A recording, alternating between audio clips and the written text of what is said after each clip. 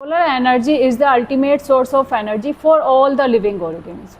But the distance between Sun and Earth is above 150 million kilometer. And between Earth and Sun is also space there. तो अर्थ और सन के बीच में space भी है, जहाँ पर क्या है वैक्यूम है, मीन्स वहाँ पर एयर की कोई प्रेजेंस नहीं है। तो ये सोलर एनर्जी अर्थ पर कैसे पहुँच पाती है, इसकी क्या वजह है और इसके क्या प्रूफ हैं कि स्पेस में कोई भी एयर प्रेजेंट नहीं है। पहले प्रूफ देख लेते हैं। प्रूफ क्या है? फर्स्ट क्या है? Astronaut in space, if there was air they could breathe without a tank. अगर एस्ट्रोनॉट स्पेस में जाते हैं तो वो अपने साथ ऑक्सीजन सिलेंडर्स लेके जाते हैं और स्पेशल टाइप के क्लॉथ्स पहनते हैं जिससे कि वो वहाँ पर सर्वाइव कर सकें। तो अगर वहाँ पर एयर प्रेजेंट थी तो इन सब की क्या ज़रूरत थी। सेकंड है, if there was air we could hear sound from space. अगर वहाँ पर एयर होती, क्योंकि साउंड को ट्रेवल करने के लिए एयर की प्रेजेंस की ज़रूरत होती है, तो अगर वहाँ पर एयर होती तो हम आसानी से स्पेस की वॉइस को सुन सकते थे और जो भी एस्ट्रोनॉट वहाँ पर जाते हैं तो वो आसानी से एक दूसरे से बातचीत कर सकते थे, जो आज के एयर मीन्स वैक्यूम में या स्पेस में नहीं कर पाते हैं। थर्ड है कि स्पेस में किसी भी तरीके का कोई वेदर देखने को नहीं मिलता। क्यों नहीं मिलता? Because weather happens only when there is air. Weather कब देखने को मिलते हैं? जब वहाँ पर एयर की प्रेजेंस होती है। तो ये तो प्रूफ थे कि स्पेस में किसी भी तरीके का कोई भी एटमॉस्फेयर मीन्स एयर प्रेजेंट होती ही नहीं है। तो इस तरीके की स्पेस में तो हॉट हीट एनर्जी या हॉट वेव्स कैसे अपने आप को ट्रांसफ़र कर पाती हैं, या हीट का ट्रांसफ़र होता कैसे है? This is because of electromagnetic waves. Electromagnetic waves क्या होती हैं? Means invisible waves which carry heat and light from one place to another. Means क्या करती हैं? वो हीट और लाइट को ट्रांसफ़र करती हैं विदाउट एनी मीडियम। वहाँ पर किसी मीडियम की ज़रूरत नहीं होती। And this process is known as radiation. इसी प्रोसेस को हम क्या कहते हैं? रेडिएशन बोलते हैं। So we can say that sun energy reach on the earth by the process of radiation with the help of electromagnetic waves and there is no need of medium। यहाँ पर किसी मीडियम की ज़रूरत नहीं है। So we can say by the process of radiation heat energy reach on the earth। ये तो बात थी कि सोलर एनर्जी हमारी अर्थ पर कैसे पहुँचती है। But in our surrounding there are different type of materials। So in all the materials by the process of radiation heat transfer happens। क्या इसी मेथड से हमारी दूसरी थिंग्स में भी मीन्स सॉलिड थिंग्स हैं, लिक्विड थिंग्स हैं, इन सब में भी क्या रेडिएशन की हेल्प से हीट का ट्रांसफ़र होता है। और ये रेडिएशन क्या केवल हीट को ट्रांसफ़र करने का काम करती है और कहाँ कहाँ पर देखने को मिलती है? मीन्स सोलर एनर्जी तो रेडिएशन की हेल्प से अर्थ पर आई, क्या और जगह भी मिलती है? और कौन से एग्जाम्पल होते हैं रेडिएशन के? एग्जाम्पल और क्या हो सकते हैं? वाईफाई चलाते हैं, मीन्स मोस्टली घरों में वाईफाई सिग्नल्स का यूज़ किया जाता है, वाईफाई लगाते हैं। तो वहाँ पर क्या, वहाँ पर कोई मीडियम की नीड है? क्योंकि हमने बोला कि रेडिएशन के प्रोसेस के लिए किसी मीडियम की रिक्वायरमेंट नहीं होती है। तो वाईफाई हुआ, रिमोट से हम टीवी चलाते हैं, तो रिमोट से बैठे हुए हैं, हमने चैनल चेंज कर दिया, तो वहाँ पर भी कोई मीडियम नहीं है। क्यों? क्योंकि हम कह रहे हैं कि air is also a poor conductor of heat. तो air, liquid, solid, in all the materials how heat is transferred, इन सब में हीट का ट्रांसफ़र कैसे होता है। So firstly we will define what is heat transfer and where heat is transferred and by which process. Heat transfer क्या है? Heat transfer is the process by which the flow of heat moves from one place to another, otherwise we can say from one point to other point, और we can say from one object to other object कह सकते हैं। Why? Because of the temperature difference. Means heat का transfer क्या हो रहा है? Flow हो रहा है किसका? हीट का। किससे? एक ऑब्जेक्ट से दूसरी ऑब्जेक्ट में, या एक पॉइंट से दूसरी पॉइंट में, या एक जगह से दूसरी जगह। क्यों? क्योंकि वहाँ पर टेम्परेचर का क्या है? डिफरेंस है। मीन्स कभी भी टेम्परेचर सेम होने पर हीट का ट्रांसफ़र नहीं होता। मीन्स टेम्परेचर इक्वल है, मीन्स दोनों हैंड्स हमारे वार्म हैं तो हमें हीट का ट्रांसफ़र वहाँ पर नहीं होगा। अगर एक हैंड कोल्ड है और दूसरा हैंड क्या है? वार्म है, तो वहाँ पर दोनों को टच करने पर टेम्परेचर क्या होगा? वहाँ पर हीट का ट्रांसफ़र हो सकता है। दोनों ऑब्जेक्ट का ट्रांसफ़र कब होगा? जब वहाँ पर टेम्परेचर डिफरेंस होगा। ठीक है। अब ये तो बात हुई हीट ट्रांसफ़र को कैसे डिफाइन करते हैं, लेकिन हमने बोला कि हमारे सराउंडिंग में क्या डिफरेंट मटेरियल्स हैं, सॉलिड हैं, लिक्विड हैं, गैस भी हैं। तो इन सब में हीट का ट्रांसफ़र कैसे होता है? तो क्या होता है, on the basis of materials heat transfer can be divided into 3 types. क्या है फर्स्ट मेथड? कंडक्शन। कंडक्शन क्या है? Conduction is the transfer of heat through a solid material. किसमें? सॉलिड मटेरियल में, from one molecule to another in direct contact. Means क्या कर रहा है, वन मॉलिक्यूल टू अनदर। कब? जब बिल्कुल डायरेक्ट कॉन्टैक्ट में है। कब कॉन्टैक्ट में है? मीन्स यहाँ पर मीडियम की रिक्वायरमेंट है। क्या है मीडियम? हमारा सॉलिड मटेरियल्स। सेकेंड टाइप क्या है, पहले डिफाइन कर लेते हैं, after that I will explain one by one these methods. ठीक है। सेकेंड मेथड क्या है? Convection method. Convection is the transfer of heat by the molecules या by the movement of fluids. Fluids means liquid और gases, दोनों में क्या होता है, कन्वेक्शन के मेथड से हीट का ट्रांसफर होता है। But we will understand what is the difference between conduction and convection. क्या दोनों के मेथड में क्या कुछ डिफरेंस है? थर्ड मेथड हमने अभी बात की किसकी? रेडिएशन। रेडिएशन क्या है? There is no need of medium. Means यहाँ पर किसी भी मीडियम की, लिक्विड या सॉलिड की मीडियम की ज़रूरत नहीं होती। तो क्या है ये? Radiation is the transfer of heat through electromagnetic waves. किसकी हेल्प से होता है ये? इलेक्ट्रोमैग्नेटिक वेव्स की हेल्प से। It does not require a medium to travel through. It can occur in vacuum. क्या बोला हमने कि ये कहाँ हो सकता है? वैक्यूम में भी हो सकता है। मीन्स हमने अभी बात की कि स्पेस में भी जो सोलर एनर्जी का ट्रांसफ़र होता है कहाँ तक? अर्थ तक। वो भी किसकी वजह से होता है? रेडिएशन की हेल्प से। और रेडिएशन में क्या होता है, वहाँ पर किसी मीडियम की रिक्वायरमेंट नहीं है। और किसकी वजह से पॉसिबल है? इलेक्ट्रोमैग्नेटिक वेव्स की वजह से। Now one by one we will understand what is the meaning of conduction, and before explanation of these type of heat transfer method, firstly we will know what is the arrangement in solid liquid gas. Sorry, what is the arrangement of molecules or particles in solid liquid gas. कि इनमें molecules या particles का arrangement होता क्यों है और इनमें जो method है वो difference क्यों है? ठीक है। फर्स्ट आपका सॉलिड। अब सॉलिड जितनी भी ऑब्जेक्ट्स होती हैं, मीन्स आप अपनी सराउंडिंग में देख लीजिए, कोई बॉक्स होगा, टिफिन है, या सॉलिड मीन्स क्या हो गया? Any object which has definite shape. जिसकी क्या होती है? शेप क्या है? डेफिनेट है, जो अपनी शेप चेंज कर ही नहीं सकती है।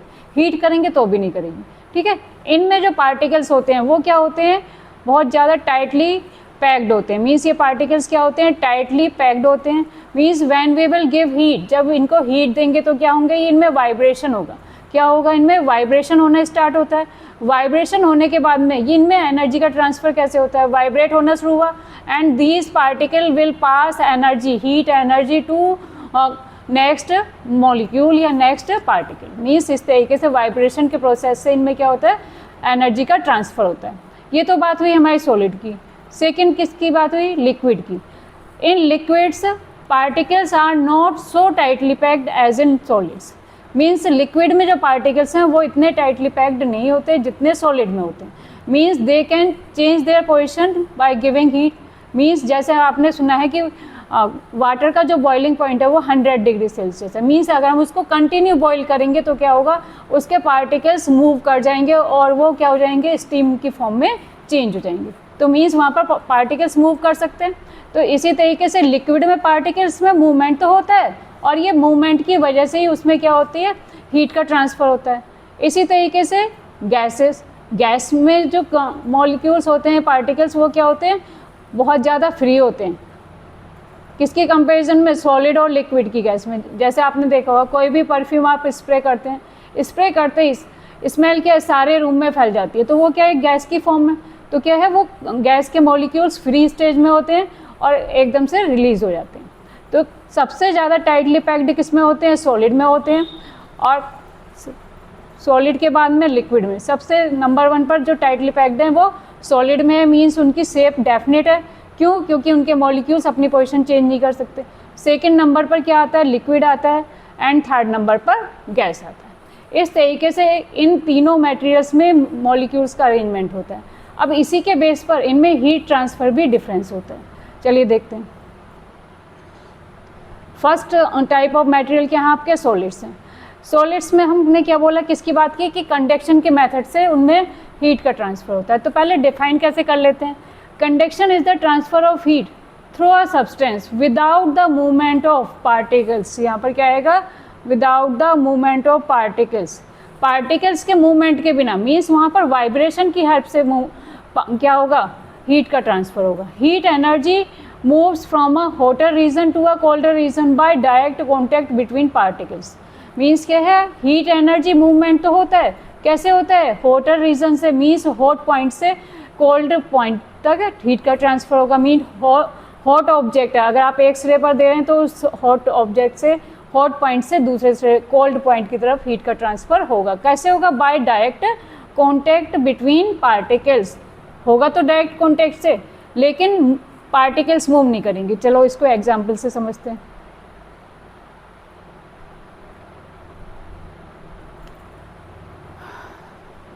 Conduction of heat, for example यहाँ पर ये क्या है, हमारी एक रोड ली हुई है, हमने क्या ली हुई है, यहाँ पर एक रोड ले लिया, ठीक है, ये एक रोड ली है। अब इस रोड को जब हम हीट करना शुरू करते हैं, एक साइड से क्या लिया हमने, एक स्टैंड बना लिया, यहाँ पर एक स्टैंड से इस रोड को क्या अटैच कर लिया। वन साइड में क्या कर रहे हैं, हम हीट दे रहे हैं, कैंडल फ्लेम से इसको हीट प्रोड्यूस करा रहे हैं। हीट जब हमने शुरू की, क्योंकि ये हमारी जो रोड है आयरन रोड है, आयरन रोड के जो पार्टिकल्स हैं वो क्या हैं, अरेंज्ड है, टाइटली पैक्ड हैं। जैसे ही हमने यहाँ पर हीट देनी शुरू की, हीट का ट्रांसफ़र हुआ, तो क्योंकि ये जो पार्टिकल्स हैं बहुत ज़्यादा टाइटली पैक्ड हैं, तो क्या होगा यहाँ पर वाइब्रेशन होगा। वाइब्रेशन की हेल्प से ये पार्टिकल्स क्या होंगे, अपने नेबरिंग पार्टिकल को हीट पास करना शुरू करते हैं, लेकिन पोजीशन चेंज नहीं होती। क्या किसकी हेल्प से होता है, वाइब्रेशन, इनमें सिर्फ वाइब्रेशन होती है। आपने देखा होगा अगर हम किसी मेटल ऑब्जेक्ट को या मेटल के बने हुए पॉट को क्या करते हैं, हीट करते हैं, ये पानी बंद करते हैं, तो क्या होगा, उसमें एक वाइब्रेशन की साउंड आती है, तो वो क्या है, कंडक्शन ऑफ हीट। क्या हो रहा है उसमें, जो मेथड है हीट का ट्रांसफ़र हो रहा है वो किसकी हेल्प से हो रहा है, कंडक्शन ऑफ हीट की वजह से, जो वाइब्रेशन की वजह से पॉसिबल है। तो ये तो था आपका कंडक्शन ऑफ हीट, जिसमें जो हीट का ट्रांसफ़र होता है वो सिर्फ मॉलिक्यूल्स के वाइब्रेशन होने से होता है। सेकेंड मेथड होगा आपका कन्वेक्शन ऑफ हीट। अब ये कंडक्शन ऑफ हीट जो था, अब इसको हम किचन में चल के समझ लेते हैं। किचन में क्या होता है, क्योंकि हीट का अधिकतर काम कहाँ पर होता है, हमें किचन में देखने को मिलता है। मीन्स मान लो मम्मी कुकर में क्या कर रही है, कोई सब्जी कुक कर रही है ना, तो वहाँ पर क्या करेंगे, जब इसको हीट देंगे, कुकर को जब हम हीट देते हैं तो यहाँ पर हीट देना शुरू करा, तो ये क्या है, आपका कंडक्शन है, क्योंकि ये मेटेलिक सब्सटेंस है। कंडक्शन मेथड किस में होता है, जिनमें जो मेटल्स के बने होते हैं, मोस्टली किस में होता है, मेटल्स के बने हुए सब्सटेंस में कंडक्शन मेथड फॉलो होता है, सॉलिड होते हैं। तो यहाँ पर जब हम क्या देंगे, कंडक्शन के थ्रू हीट का ट्रांसफ़र करेंगे, तो यहाँ पर इस ऑब्जेक्ट में क्या होगा, वाइब्रेशन होना शुरू होगा और हीट का ट्रांसफ़र मीन्स क्या होगी, ये ऑब्जेक्ट गर्म हो जाएगी। लेकिन जब हम इसको टच करते हैं तो हमारा हाथ बर्न कर जाता है। इसके अलावा अगर हम इसको हैंडल से टच करते हैं तो हाथ बर्न नहीं होता है। ऐसी क्या वजह है ना, मीन्स। और दूसरे ऑब्जेक्ट भी देखते हैं किचन में, सारी ऑब्जेक्ट को छूने से हमारे हाथ बर्न क्यों नहीं होते, मीन्स हीट का ट्रांसफ़र वहाँ पर क्यों नहीं होता, ऐसी क्या वजह है। जैसे ये क्या है, वुड के आइटम्स हैं, वुड के बने हुए, तो क्या है ये ऑब्जेक्ट, ऑब्जेक्ट को क्या कहते हैं, इन ऑब्जेक्ट को कहते हैं हम इंसुलेटर्स। और जिन ऑब्जेक्ट में हीट का ट्रांसफ़र हो जाता है उनको कहते हैं, इनको क्या कहेंगे हम, इंसुलेटर्स।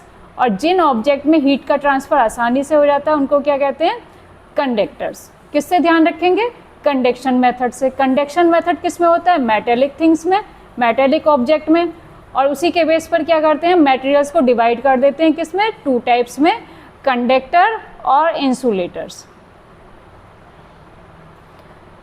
इसको एक एक्टिविटी की हेल्प से भी समझ लेते हैं। मान लीजिए आपके बैग में बहुत सारी चीज़ें हैं, स्पून है, टिफ़िन है, स्केल है, पेंसिल है, इन सबको हमने किसी हॉट वाटर में डाला, कंटेनर ले लिया, कंटेनर लेने के बाद में उसमें क्या किया, हॉट वाटर फिल कर दिया, फिल किया। कुछ टाइम के बाद में देखते हैं, 20-25 मिनट बाद देखते हैं, जब यहाँ पर वाटर क्या था, हमारा हॉट था। ये सारी ऑब्जेक्ट क्या सब में हीट का ट्रांसफ़र हुआ, मीन्स कोई सी ऑब्जेक्ट गर्म हुई नहीं हुई। तो क्या ऑब्जर्व मिलता है, हमने ऑब्जर्वेशन क्या मिलता है कि जो भी मेटेलिक ऑब्जेक्ट थी उनको छूने पर वो क्या हो गई, हॉट फील हुई। क्यों हुई, क्योंकि उनमें हीट का ट्रांसफ़र हुआ। तो क्या कह सकते हैं, some objects are conductor and some are insulator. Means कुछ ऑब्जेक्ट में क्या हुआ, हीट का ट्रांसफ़र हुआ, लेकिन कुछ ऑब्जेक्ट में हीट का ट्रांसफ़र नहीं हुआ। तो क्या डिवाइड कर सकते हैं हम, on the basis of heat transfer we can divide things into two types. किस किस में डिवाइड किया था अभी हमने? Conductor and insulator. तो क्या कह सकते हैं? Conductor can be defined as materials that transfer thermal energy easily, जिनमें क्या है, हीट या थर्मल एनर्जी आसानी से पास हो सकती है ना, जिनको टच करने पर हमें क्या फील होती है? हीट फील होती है। लेकिन insulators are those materials that slows और stops thermal energy from flowing, जिनको छूने पर क्या होती है? हीटनेस फील नहीं होती। मीन्स क्या किया, कुकर कुछ हुआ, कुकर का जो हैंडल्स होते हैं वो क्या होते हैं? आपके इंसुलेटर्स होते हैं। अभी हमने वुड के आइटम्स दिखाए थे, तो वुड क्या है? आपका इंसुलेटर्स है। मीन्स जो भी मटेरियल्स जिनमें से हीट पास नहीं हो रही है वो क्या हो गए? इंसुलेटर्स हो गए। And that's why handle of these pens are made of insulators. इसी वजह से क्या होते हैं, जो हैंडल्स होते हैं फ्राइंग पैन, कुकर या जितने भी हमारे किचन आइटम्स होते हैं, उनके हैंडल्स किसके बने होते हैं? इंसुलेटर्स के बने होते हैं। और जिसमें हम क्या करते हैं, कुक करते हैं, वो किसके बने होते हैं? कंडक्टर्स के बने होते हैं। So this is the difference between conductor and insulator. ये किसके बीच का डिफरेंस हुआ? आपका कंडक्टर और insulator. I hope difference clear हो गया होगा, और जब कभी भी आप किचन में जाएंगे तो आपको दोनों में डिफरेंस क्लियर हो जाएगा कि मम्मी हैंडल से क्यों कुक करती हैं, मीन्स टच क्यों करते हैं हम इनको। And second method is convection. Second method क्या है बेटा? कन्वेक्शन। अब ये कन्वेक्शन किसकी बात हुई? जबकि हमें ये पता है कि air is a poor conductor of heat और liquid is also a poor conductor of heat. तो लिक्विड और किसमें? गैसेज में हीट का ट्रांसफ़र कैसे हो सकता है? होता है। किसकी वजह से होता है? Because of the movement of particles. किसकी वजह से? और हम ये कैसे कह सकते हैं कि air is a poor conductor of heat, liquid is also a poor conductor of heat? आपने देखा है कभी भी हाथ गर्म हो या कोई भी हॉट ऑब्जेक्ट हो, आपका हाथ बर्न हो गया, तो हम क्या करते हैं? जल्दी से पानी में डालते हैं। तो क्या होता है? मीन्स हमें जलन होना बंद हो जाती है। और क्यों हुआ? क्योंकि हीट, क्या बोला हमने? Liquid is also a poor conductor of heat. और एयर हमने बोला था, वूलन चैप्टर पढ़ा था, वूलन चैप्टर में हमने बोला था वूलन फाइबर्स ट्रैप्स एयर की, मीन्स उसके बीच में क्या होती है? एयर होती है प्रेजेंट। क्यों? और हमें वार्म क्यों फील होता है? Because air is a poor conductor of heat. तो why we are saying that convection is the method of heat transfer in fluids. Fluids means liquid और गैसेज में हीट का ट्रांसफर कन्वेक्शन की method से होता है ना। क्वेश्चन इंटरेस्टिंग कि भाई लिक्विड और गैसेज को मैम ने बोला कि ये पुअर कंडक्टर ऑफ हीट है, फिर भी इनमें हीट का ट्रांसफ़र क्यों होता है? क्यों होता है? Because of the movement of particles. क्योंकि इनमें जो पार्टिकल्स हैं क्या करते हैं बेटा? मूव करते हैं, और इसी मूवमेंट की वजह से क्या होता है? इनमें हीट का ट्रांसफ़र होता है। चलो जरा समझते हैं, एग्जाम्पल ले लेते हैं। चलो जरा पहले एनसीईआरटी का एग्जाम्पल समझने की कोशिश करते हैं। क्या किया? एक जार लिया, जार में हमने क्या लिया? हॉट वाटर लिया, और इसको क्या किया? बर्नर की हेल्प से जब हमने हीट देना शुरू किया, और यहाँ पर नीचे यहाँ पर क्या है? आई थिंक पोटेशियम परमैंगनेट लिया, या फिर क्या कर लेते हैं कि मीन्स कोई इंक डाल देते हैं। अगर हमको देखना है, प्रूफ लेना है कि लिक्विड में जो हीट का ट्रांसफ़र होता है मूवमेंट, पार्टिकल्स के मूवमेंट की वजह से होता है, तो उसके लिए हम क्या करते हैं? यहाँ पर कोई ब्लू इंक डाल लें। जार लिया है ना, ग्लास का जार है, बर्नर की हेल्प से हमने हीट प्रोड्यूस की। हीट प्रोड्यूस करते ही क्या हुआ? यहाँ पर जो वाटर के मॉलिक्यूल्स थे, और यहाँ पर मान लो हमने ब्लू इंक डाल लिया, कोई भी एक प्रूफ के लिए कोई मटेरियल ऐसा डाल लिया कि जैसे हम उसको हीट देंगे तो वो क्या होगी? मेल्ट होना शुरू हो जाएगी, और उसमें मूवमेंट ऑफ पार्टिकल्स होगा। अब यहाँ पर क्योंकि वाटर प्रेजेंट है, वाटर में जैसे ही यहाँ पर हीट मिली तो क्या हुआ? यहाँ पर जो पार्टिकल्स थे वो अपनी स्पेस से मूव किए। क्यों? क्योंकि उसमें हीट प्रोड्यूस हुई, मीन्स वार्म एयर क्या हुई? ऊपर की तरफ मूवमेंट करा, और जो इसकी जगह स्पेस हुआ उसको कूल एयर फिल करने के लिए आ गए। तो इस तरीके से क्या हुआ? सर्कुलेटरी मूवमेंट हुआ, और ये जो मूवमेंट ऑफ पार्टिकल हुआ, इसी की वजह से क्या हुआ? वाटर में हीट प्रोड्यूस हुई और वाटर हमारा गर्म हो गया। ठीक है, और एक एग्जाम्पल से समझते हैं। दूसरा एग्जाम्पल दिया हुआ है आपका, transfer of heat bye convection in air. Means अगर हम किसी कैंडल को बर्न करते हैं, कैंडल को बर्न करने के बाद में अगर हम एक हाथ उसके ऊपर रखते हैं, जैसे यहाँ पर रखा हुआ है, तो यहाँ पर जो है हमें ये पता है कि जो कन्वेक्शन होता है वो किसकी वजह से होता है? मूवमेंट ऑफ पार्टिकल्स की वजह से। क्योंकि यहाँ पर जो एयर है हमारी कैसी होगी? वार्म एयर होगी। वार्म एयर कहाँ मूव करती है? ऊपर की तरफ, है ना। लाइट हो जाती है, तो लाइट होने की वजह से क्या होती है? वो ऊपर की तरफ मूव करती है। तो यहाँ पर जो पार्टिकल होंगे या एयर होगी वो कैसी हो जाएगी? हमें वार्म फील होगी। तो इसी की वजह से क्या होगी? हमें हॉटनेस फील होती है।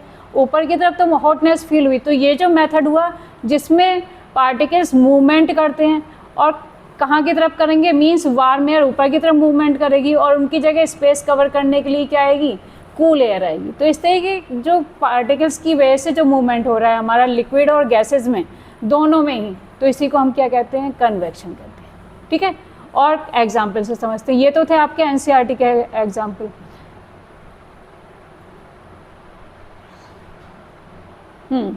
ये लेते हैं हम हॉट केटल। ठीक है, हॉट केटल में जब हम किया कौन से मेथड से होगा, यहाँ पर कन्वेक्शन मेथड से। कन्वेक्शन मेथड से जब हमने यहाँ पर हीट प्रोड्यूस की, हीट प्रोड्यूस करने पर यहाँ पर जो पार्टिकल्स थे, कैसे पार्टिकल्स थे, कूल पार्टिकल्स थे, कूल मॉलिक्यूल्स थे। कूल मॉलिक्यूल्स को जैसे ही हीट मिली तो क्या हुआ, वो ऊपर की तरफ मूवमेंट करने लगे। क्यों करने लगे, क्योंकि वार्म हुए, है ना। वार्म मॉलिक्यूल्स या वार्म एयर हमेशा अपसाइड मूवमेंट करती है। कैसे करती है, वार्म एयर हमेशा अपसाइड मूवमेंट करती है। जब ये वार्म एयर ऊपर मूवमेंट करा तो इसकी जगह जो स्पेस हुआ वो ब्लैंक हुआ। ब्लैंक स्पेस को कवर करने के लिए यहाँ पर जो कूलर पार्टिकल्स थे या कूल एयर, अगर एयर होगी तो वहाँ पर एयर की बात होगी, लिक्विड है तो कूलर लिक्विड की बात हो रही है ना। कूल मॉलिक्यूल्स क्या हुए, उसकी जगह पर कवर करना है। तो इस तरीके से यहाँ पर एक सर्कुलेटरी मोशन हुआ जिसकी वजह से पूरे लिक्विड में एक सर्कुलेशन हुआ, किसका, हीट का, और इसी तरीके से उसमें हीट का ट्रांसफ़र हुआ, किसमें, लिक्विड्स में। इस तरीके से तो हीट प्रोड्यूस हुई किसमें, लिक्विड में। और यही मेथड किस में फॉलो कर सकते हैं हम, एयर में भी, क्योंकि हम क्या बात कर रहे हैं कि convection method is use for fluids. Fluids means liquid and gases, both the methods. चलो जो कन्वेक्शन इन रूम हीटर्स, आपने देखा होगा कि रूम हीटर्स, हमने क्या बोला, convection in room heaters. Room heaters में कैसे होता है, अगर जाड़ों के दिनों में हम रूम हीटर का यूज़ करते हैं, हमने क्या बात की कि कन्वेक्शन मेथड में जो एयर का मूवमेंट होता है वो ऊपर की तरफ होता है। मीन्स अगर कैंडल से हमने क्या कर रहे हैं, एनर्जी ले रहे हैं, तो जो ऊपर की तरफ हैंड था हमारा, तो उसे कन्वेक्शन मेथड की हेल्प से क्या हुआ, हाथ गर्म फील हुआ। लेकिन इस मेथड में, रूम हीटर मेथड में रूम हीटर के एग्जाम्पल में दो मेथड यूज़ हो रहे हैं, कन्वेक्शन और दूसरा है रेडिएशन। कन्वेक्शन कब, जब क्या वार्म एयर आपकी प्रोड्यूस हो रही है, कहाँ जा रही है, जैसे यहाँ पर क्या किया, हीटर की हेल्प से हमने एयर को वार्म किया। वार्म एयर क्या कर रही है, वार्म एयर यहाँ पर मूवमेंट करेगी, हमेशा ऊपर की तरफ मूवमेंट करेगी, और उसकी जगह पर क्या आएगी, कूल एयर उसके स्पेस को कवर कर लेगी। इस तरीके से सर्कुलेटरी मोशन में एयर का मूवमेंट होगा और जो रूम एयर होगा वो गर्म हो जाएगी। ठीक है, ये तो बात हुई कन्वेक्शन मेथड से, कैसे रूम हीटर पूरे रूम को गर्म कर देता है। ठीक है, दूसरा क्या है, अब किस किस की बात हो गई, conduction, convection. Conduction means solids, solid material में किसकी मेथड की वजह से ट्रांसफ़र हुआ, कंडक्शन की वजह से, और कन्वेक्शन की वजह से लिक्विड और सॉलिड में हीट ट्रांसफ़र हुआ। अब इसके अलावा भी क्या और कोई मेथड है जिससे हीट ट्रांसफ़र होता है, देखो जरा एक एग्जाम्पल हो रहा है, किसका है ये, hot air balloon. Hot air balloon में किसकी हेल्प से ट्रांसफ़र होता है, एयर को हीट करते हैं। यहाँ पर हमने देखा कि हॉट एयर बैलून है। हॉट एयर बैलून में जब हमने क्या किया, यहाँ पर एयर को हीट दी, जैसे ही एयर को हीट दी तो ये जो बैलून जैसा स्ट्रक्चर है, तो इसके अंदर जो एयर प्रेजेंट होगी क्या होगी, वो वार्म होगी। हमने क्या बोला, जब कभी भी वार्म एयर की बात आएगी तो क्या करेंगे कि वार्म एयर हमेशा लाइटर होती हैं, और लाइटर होने की वजह से वो अपनी जगह से क्या करती हैं, ऊपर की तरफ मूवमेंट करती हैं। तो इसी का एक एग्जाम्पल क्या है, हॉट एयर बैलून भी है। तो यहाँ पर जब हमने क्या किया, यहाँ पर बर्न किया बर्नर से, तो यहाँ पर जो एयर थी वो हीट प्रोड्यूस हुई। हीट प्रोड्यूस होने की वजह से ये वार्म एयर क्या हुई, ऊपर की तरफ बढ़ी, और उसकी जगह सराउंडिंग से क्या आ जाती हैं, कूल एयर आती हैं, जो उस पर एक प्रेशर लगाती हैं, जिसकी वजह से ये हॉट एयर बैलून ऊपर की तरफ मूवमेंट करता है। तो ये भी किसका मेथड हो गया, आपका कन्वेक्शन मेथड का एग्जाम्पल हो गया। ठीक है, आई होप क्लियर हो जाना चाहिए दोनों में डिफरेंस, कन्वेक्शन और कंडक्शन दोनों में डिफरेंस क्लियर। ठीक है, अगर इसके बाद में भी आपको कुछ प्रॉब्लम आती है तो आप कमेंट बॉक्स में ज़रूर क्लियर करना कि मैम ये पॉइंट क्लियर नहीं हुआ, और दोबारा से बता दीजिए। ठीक है, अब उसके बाद में एक प्रूफ आता है। आपके पास एक क्वेश्चन होगा कि मैम आप बात कर रही हैं कि इस तरीके से हीट ट्रांसफ़र होता है और लिक्विड में जो है कन्वेक्शन की मेथड से हीट ट्रांसफ़र होता है। अगर वहाँ पर हीट ना दें, है ना, मॉलिक्यूल्स की वजह से वहाँ पर हीट प्रोड्यूस हो रही है। तो भी क्या होता है वहाँ, जैसे हमने बोला कि लिक्विड में हीट ट्रांसफ़र हो रहा है, किसकी वजह से हो रहा है, मॉलिक्यूल के मूवमेंट की वजह से। लेकिन अगर वहाँ पर हम हीट प्रोड्यूस ना करें तो क्या वहाँ पर हीट ट्रांसफ़र होगा, नहीं होगा, है ना।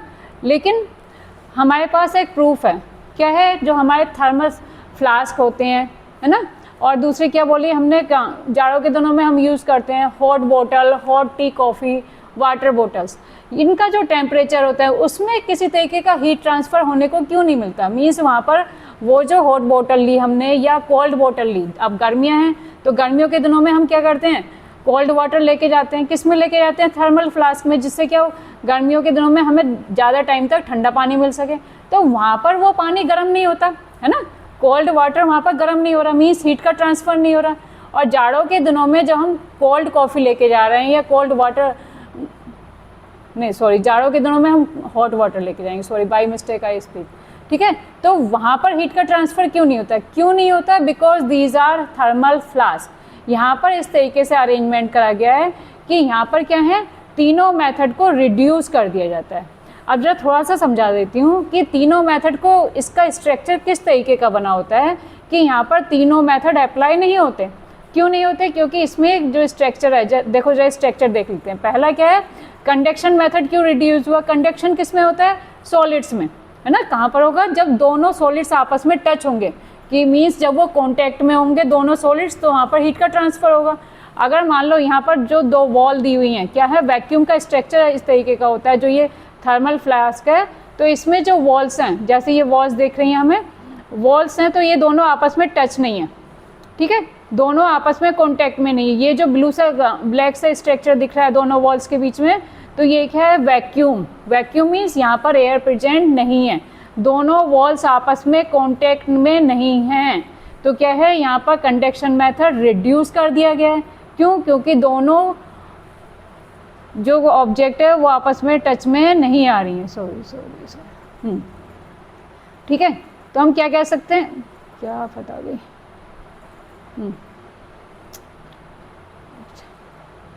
हाँ देखो, there are two walls, double walled flask है, the space between the two wall is a vacuum. हमने क्या बोला कि डबल वॉल्ड फ्लास्क है, तो इसके बीच में जो दोनों वॉल्स हैं वो क्या हैं, उसके बीच में वैक्यूम है, एयर प्रेजेंट नहीं है, तो इसकी वजह से दोनों टच में नहीं आए, तो वहाँ पर कंडक्शन की मेथड से हीट का ट्रांसफ़र नहीं हो सकता, पहली वजह हुई है।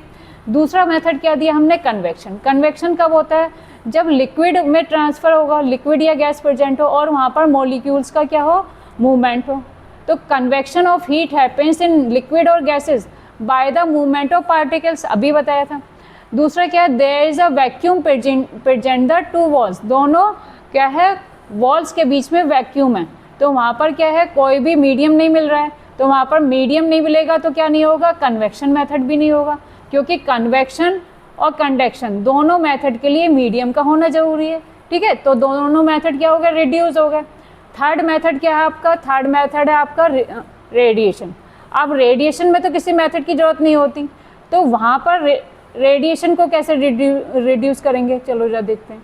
रेडिएशन के लिए क्या होता है, यहाँ पर एक शाइनी प्लेट होती है, देखो जरा कहाँ पर है, हाँ, heat can also travel in the form of rays. क्या बोला हमने, सोलर एनर्जी रेज की फॉर्म में कहाँ पर आती है, अर्थ पर आती है, ठीक है। Heat can also travel in the form of rays, the inner walls of the flask are silvered. Silvered means जो इनर वॉल्स हैं, कौन सी वाली, ये वाली जो वॉल्स हैं वो कैसी हैं, शाइनी है, मीन्स उसको शाइनी कोटेड कर दिया गया है। शाइनी मीन्स क्या कर दिया, लेयर दी गई है, जिसकी वजह से ये क्या कर देती है, हीट को एब्जॉर्ब नहीं करती और उसको रिफ्लेक्ट कर देती है। एब्जॉर्ब करने की बजाय क्या कर देगी, रिफ्लेक्ट कर देगी। इसकी वजह से क्या है, radiation of heat is reduced, ठीक है। कब होता है रेडिएशन, जबकि ये जो वेव्स होती हैं हमारी इलेक्ट्रोमैग्नेटिक वेव्स, इनको एब्जॉर्ब कर लिया जाए, एब्जॉर्ब करेंगे तभी तो रेडिएशन होगा। लेकिन क्या कर रही है ये फ्लास्क में ये क्या दी गई है, शाइनी सरफेस दी गई हुई है, जो क्या कर रही है, रेज को एब्जॉर्ब करने की बजाय रिफ्लेक्ट कर दे रही है। इस वजह से यहाँ पर रेडिएशन भी रिड्यूस हो गया। तो क्या कह सकते हैं हम, because of this thermos flask we can reduce 3 method of heat transfer, है ना। थर्मस फ्लास्क का स्ट्रक्चर इस तरीके का होता है कि तीनों जो मेथड हैं वो रिड्यूस हो गए, ठीक है।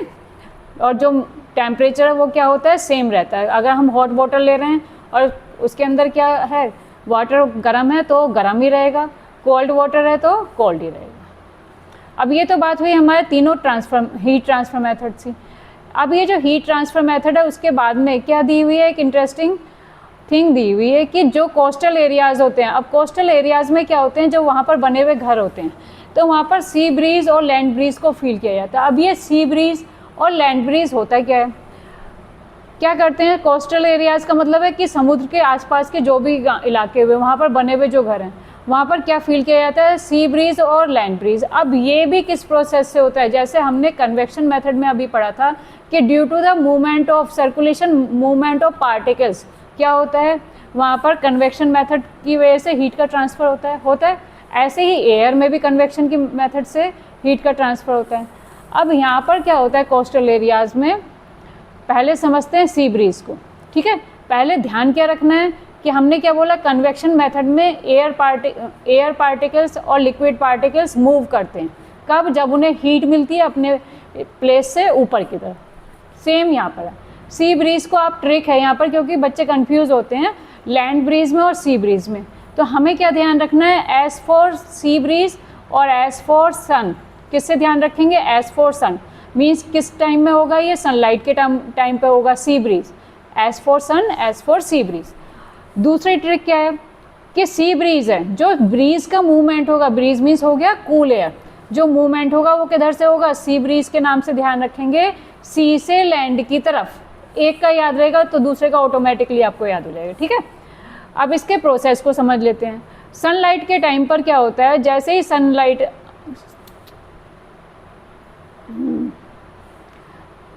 देखो बेटा, सनलाइट के टाइम पर क्या होगी, यहाँ पर जो लैंड होगी वो क्या होगी, वार्म होगी। अब हमें ये पता है कि सनलाइट से लैंड यहाँ पर क्या होगी, वार्म होगी। वार्म होने के बाद में वहाँ पर लैंड से जो एयर होगी वो कैसी हो जाएगी, वार्म एयर होगी। भाई लैंड पर जब सनलाइट पड़ेगी तो उसको हीट मिलेगी, हीट ट्रांसफ़र होने की वजह से वहाँ की एयर क्या हो जाएगी, वार्म होगी। वार्म एयर होने के बाद में मैंने बोला हमेशा ध्यान रखना है वो कैसे मूव करेगी, अपसाइड, है ना। वार्म एयर राइजेज, ऊपर की तरफ उठती है। अब वो जो स्पेस है, वहाँ का जो स्पेस है वो क्या हो जाएगा, ब्लैंक होगा।